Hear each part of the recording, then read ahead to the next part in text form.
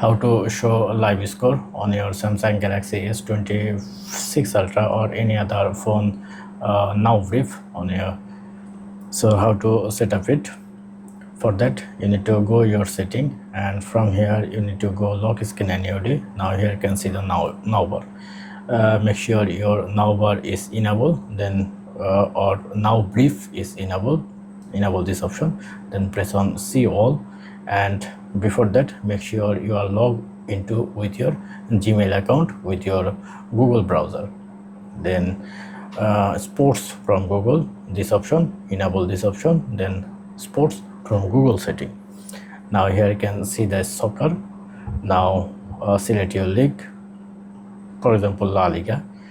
You just follow all team, or if you want to like other like Premier League, you can follow those team as well to watch their match as a live.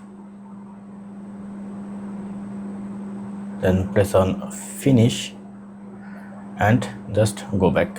If you go back, then as you can see the other game already loaded like that. So that's it. Thank you. Don't forget to thumbs up and do subscribe. Have a good day.